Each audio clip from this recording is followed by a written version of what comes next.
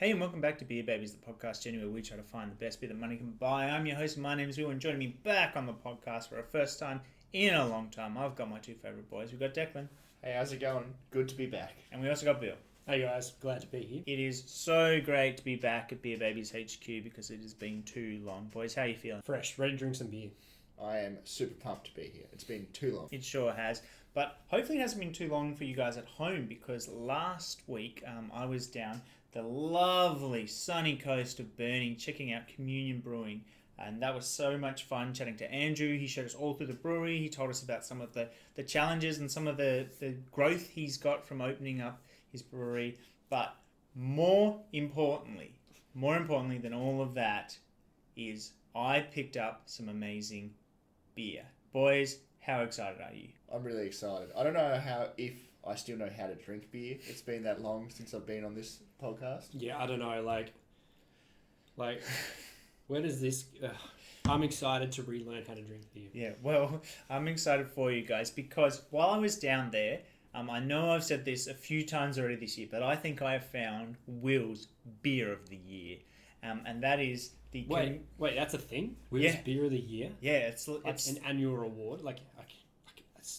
We're talking trophy? This is like bigger than the hottest 100 of beers. This is the prize everybody's after, the Will's Beer of the Year. And I think potentially that today we might be drinking that. So the beer we're going to be sampling is by Communion Brewing, which is a bit of a surprise. But they have recently dropped their Choice Bro Hazy.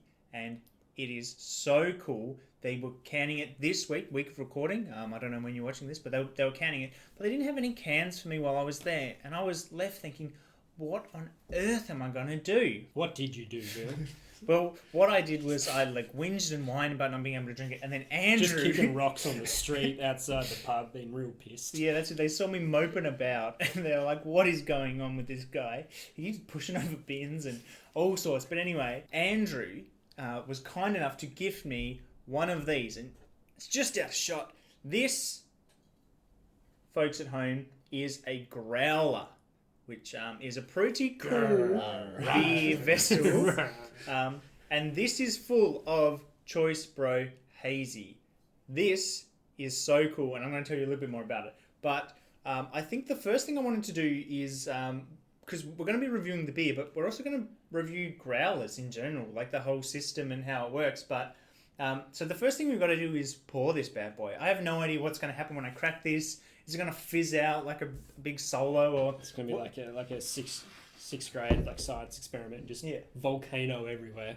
While I'm pouring this, boys, do you have any opinions on the growler itself? Because you didn't know about this before. Beer vessel. Isn't that what they used to call you in high school? No. No? Well, they called him Big Red. Big Red. That thing is intense. It's like an old... Do you know when you used to... I hope you're getting that in shot. It's really heavy. I reckon. It actually... Do you know when you're you're at your grandmother, you're at your grandmother's house. You're at your grandmother's house and you look underneath the sink and there's an old bottle of sherry, like a flagon. Nah. No? Oh yeah, I have heard a lot about flagons recently. A flagon of sweet sherry. And that's what it reminds me of. I'm a little concerned. We definitely can work in a bar with the head that he's getting out of this. To be honest, there's a lot of risk work in there. Yeah, I'm trying really hard, but it's also I think as far as pouring it in shot, it's tough. Oh, that's so much better than Yeah. this. And we're gonna have to come back to oh my god! And Tessa, what wonderful assistant has just is this sherry? I will be the determined. Yeah, I think it's cooking sherry. Why has it got such a nice bottle? I think we got it from an op shop. It's the good cooking sherry. Anyway, back. So yeah, that's what it reminds me of. Anyway, so you'd find this at your great grandmother's house or something, and she wouldn't want anyone to see, but she would slowly pour it into a coffee and just for a little extra. Well, at least when I was around, anyway. We're learning a lot about Billy's nana. So, speaking of learning about stuff, I think you guys should have a taste because I was actually doing a bit of research into growlers themselves because since picking this up, I've been engrossed in growler culture. Is that just Communion's term, growler? No. So if you let me read, Billy. I was just trying to give you a polite segue, but So I looked up a little website. You guys probably haven't heard of it. It's called Wikipedia.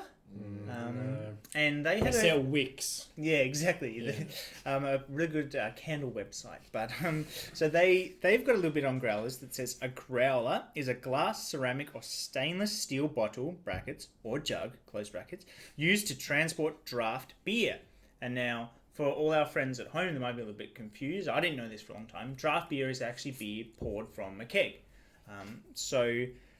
They are commonly sold at breweries and brew pubs as a means to sell takeaway beers. Rarely, beers are bottled in growlers for retail sale. The significant growth of craft breweries and the growing popularity of homebrew has also led to an emerging market for the sale of collectible growlers. Growler, why are you so sweaty? I think it's because it's pretty warm in here. Watching cups. So It's takeaways. So at least in Australia, we have the oh my god, I can't remember what they're called. The long necks, which is normally equivalent of 2 schooners, I think. it's 750 mils in a long neck. Yeah, so it's a big beer, and you'd normally have that as your takeaway for your little nightcap, I guess. But oh my god, imagine taking this home with you. Yeah, well, it's actually interesting you say that, Billy, because we were having a bit of a look before, and it works out. I'm going to keep it in shot. Yeah, it is beautiful.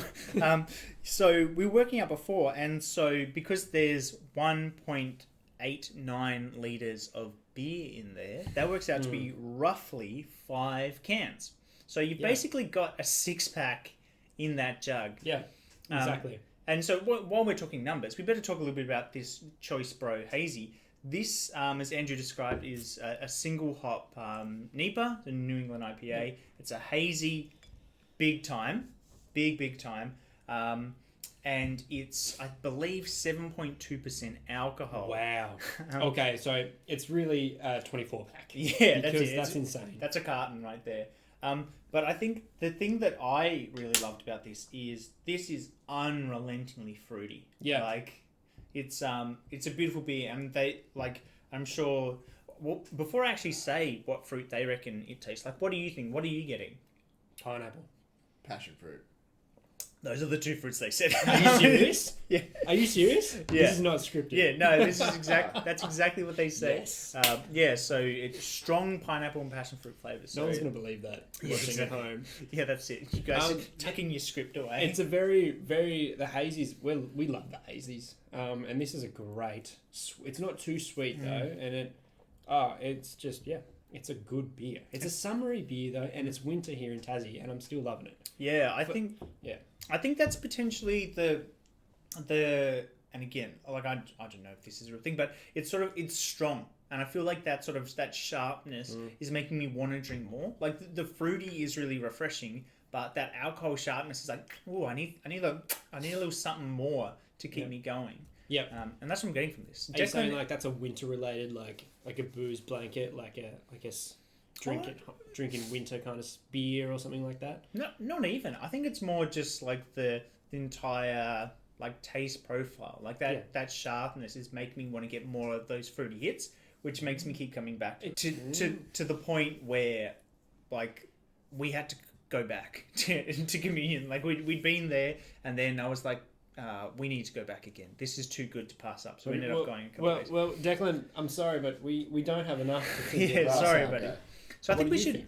Well, while we top Declan up, I've actually got a little bit of the history of growlers. Because, Billy, you were saying, is this something Communion has come up with? And no, actually.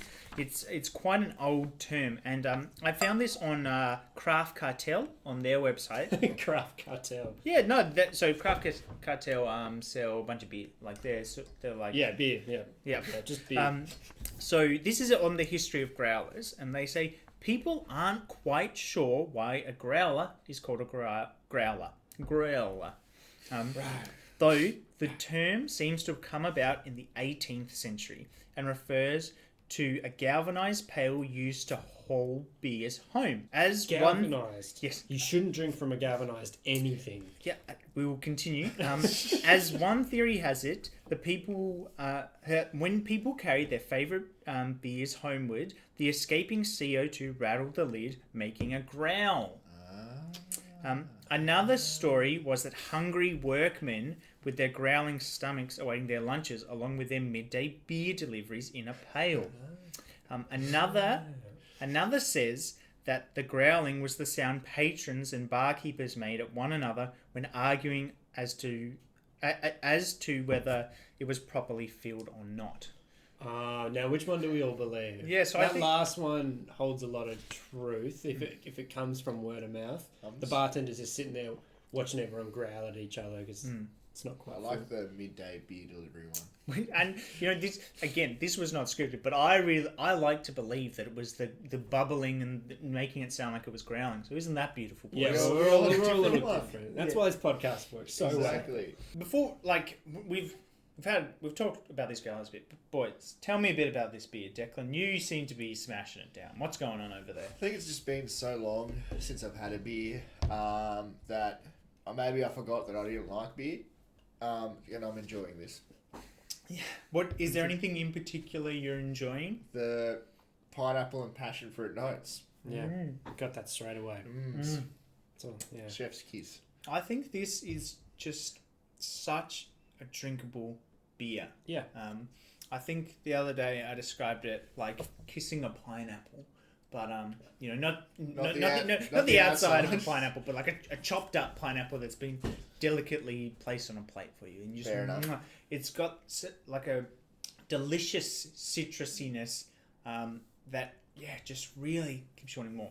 And as for the name, Andrew told us this in the last episode, so everyone watching at home would already know this, but you boys, it's not even out yet, so we weren't there. So and we also weren't there. Yeah, so it's called the Choice Bro because it's made from a New Zealand hop.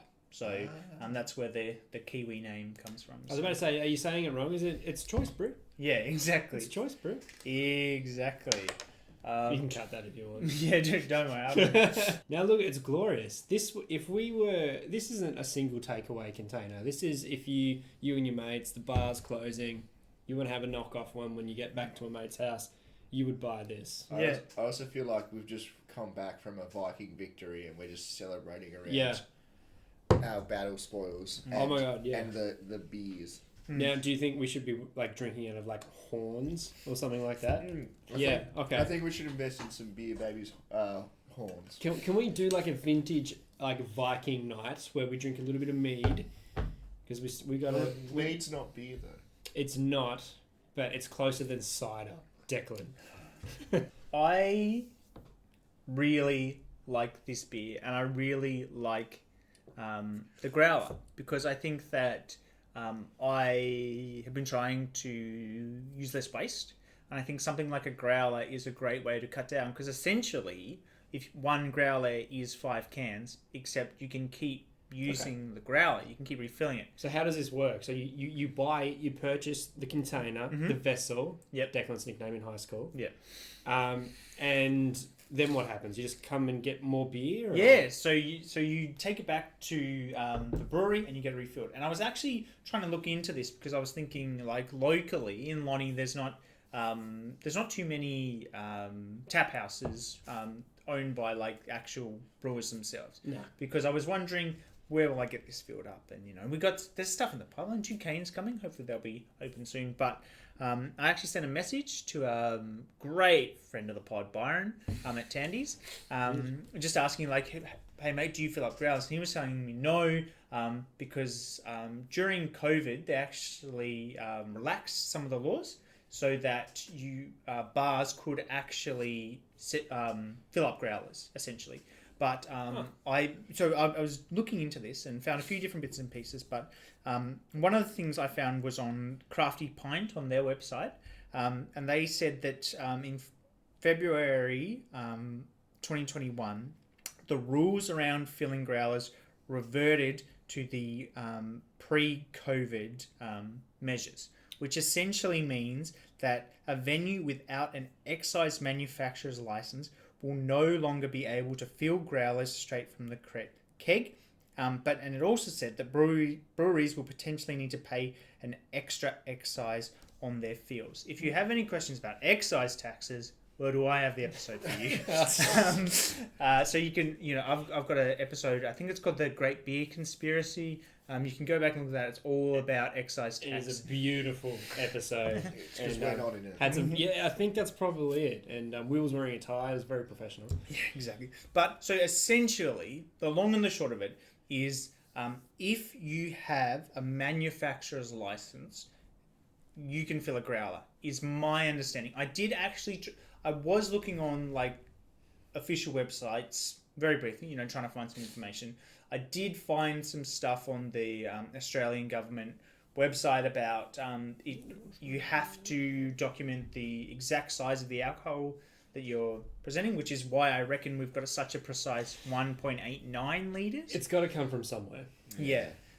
And so, but I couldn't actually find the rule. I'm sure it's out there. I just, didn't look that hard. But it seems like if you want your growler filled, you need to go to a brewery, essentially, that has a license to sell that type of alcohol. Because you got to understand, like the washing too, like this is logistics, which probably isn't very interesting for the pod, but if this was dirty and you got it filled up at a venue and something went wrong with the beer and you got sick, they'd be like, well, it was your own vessel.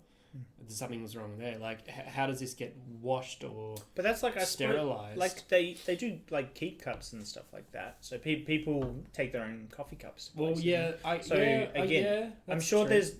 there must be there must be some sort of ruling. I think we should visit a couple of local ale houses on the spot, put the bit of pressure on. We'll film it too, and just see if they feel up the growler. Because I know Subway will do it. Are you planning a bit of a gotcha cam style thing? Exactly. Like we're trying to social experiment. Exactly. We'll film it and then we'll send it to the Australian government and get some pubs closed down. No, we'll just continue to those. Sure, go to those. if you walked into the merch and said fill it, they'd fill it for you. You don't know what you're going to get, though. I don't reckon. I think so. We had a bit of a look before, and so a growler fits about 4.5 schooners, and like I said before, 5 cans of beer. So it's pretty much a 6-pack, and I think it's a very worthwhile investment. And cool. what a conversation starter is if you're having some drinks with a mate and they're like, "Oh, put their 6-packs in the esky," and you're like, "Hold on." Yeah. I would logistically, I don't know how it's going to work, but I would love to be the growler guy. Yeah. Like if from now on, if I went to a party with a growler, that would be so sick. But again, I'm going to have to drive to Burnie every time I want to. When these growlers are getting more popular, though, you're going to be the guys like, it's a growler. We'll need 2 to 3 weeks knowing before any event is happening. Yeah, exactly. Because you got to go fill it up. Exactly. You got to travel. I just want to be that guy being like, I'm just having one tonight, boys. Yeah, I got to drive. I got a beam scooter. Actually, I can't even do that. I can't even scoot home. Yeah, but I'm having one and I'm wrecked. So I think, boys, it's probably that time in the podcast where we get down to brass tacks and we do our reviews. How would we do a 6-pack review? So what I would like to know how many growlers? Is how many growlers. So remembering a growler is 5. So top score of what, 30? So it'll be 5. So the top. So it will be a growler and a 5th. Is the top score. A growler and a 5th. So okay. Firstly, I want to hear what are your scores for the Choice Bro Hazy. So this is out of 6 though. So this is out of growlers. Are we doing out of growlers? Let's just do it out. All right, out of growlers. For continuity's sake, we better do this one. Exactly. So this is new limited release from Communion, the Choice Bro Hazy. I would love to hear your scores. Deck, what do you think? I'm going to have to go half a growler. So 2.5. Let's go 2/3 of a growler. 4.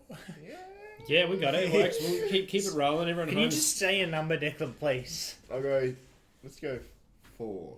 This might be Declan's beer of the year. I think the Growler's making it for me though. It's bringing that extra wow factor, and it is a good beer though. The vessel, well, you connect. So what you're saying, Declan, is we need to drive on down to Burnie and get this from the tap to see if it is just as good. Yeah, Maybe. I mean, I think so far every beer that I've had from Communion I've actually enjoyed, except for the coffee one. I think I didn't like the coffee one actually. Let's just focus on the positives, Dick. Yeah. Okay. If you want to watch that podcast, I'm not a big coffee guy though, so Mm. that might have something to do with it. maybe. Mm. So 4. 4 out of 6. Billy, what about you? Look, this is the kind of the beer of the last couple of months at the moment. This is very popular. I love it. Anything to do with a hazy, I'm all over. And I would give this 6 growlers out of 6. So that's 30 beers. Yeah, spaced out.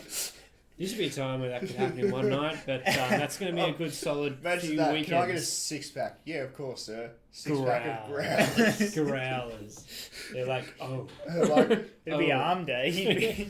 well, Billy, you can Milk, make a little Growler holder. Oh my god! So the wooden 6-pack holder. Imagine a wooden growler 6-pack holder. Now we're talking. Love it. Will, what do you reckon? I have already said it on the podcast. I'm pretty sure this is taken over as my beer of the year. I think it's my 3rd maybe beer of the year. So I'll have to get them all together and maybe do a special episode where we rank Will's beers of the year. But we can talk about that later. This is so tasty. I think that there's something about this beer that is so drinkable, and I'll be interested to hear from you guys in the next few days, because it literally was playing on my mind, the idea that I wouldn't get to drink it again. It's discontinued. So No, well, It's no, limited, it's limited release, and like Burnie's a long way away. I'd love but to get a can just to keep. it is coming. It is getting canned, and so hopefully it should be coming to a bottle shop near you. So if you can, I'd highly recommend getting your hands on it, because if I got my hands on a 6-pack, it wouldn't last long because I would drink all of them. This one's getting a 6 out of 6 from me. But before we finish, I want to hear your final opinions on the Growler. What do you think? Love it. yeah, I think Growlers need to become a thing. I'd love to walk into the bottle shop and just see Growlers everywhere. Yeah. Growlers of everything. and imagine like because obviously this isn't single use. You keep using this thing. I want to see custom growlers. I want to see people with like badges and shit on it. Like, oh, that's Jeremy's because it's got seahorses on it. When I was looking on Sorry. just super quick, when I was looking on one of these websites, you can get like growlers, but they have like, you can put it's not the the nangs. You can the nitrous to fizz them up. Yeah, so you can actually have them, so you like push a button and it'll pour like a beer. Like they're like $200 for like it's Is a it growler. glass? It's like it's no these Is ones it are metal? These are metal. But anyway, I Make some whipped cream with that. yeah Just I love this growler. I am going to cherish it for quite some time, and I really hope that they sort of broaden the availability to use them, because it really makes sense. Is if we're like moving towards like a greener culture, a greener society, then why not make it easier for bars to fill them up? Even if like it should just be a set number, like okay, so it costs you like $13 for a pint, costs you $20 for a growl. because should... all growlers would be this 1.89 litres, and that should be on the board. Nah. And then we go into our government rant. Yeah. Anyway, it has been so great to get you guys back. It's been so fun sampling this amazing beer from Communion Brewing. It's been really fun checking out this growler, and I think we've got a few growler converts. If you like this, make sure you check out all the rest of our episodes. There's plenty to watch, and we will see you on the next one. Bye. See you later. See ya. Keep us straight.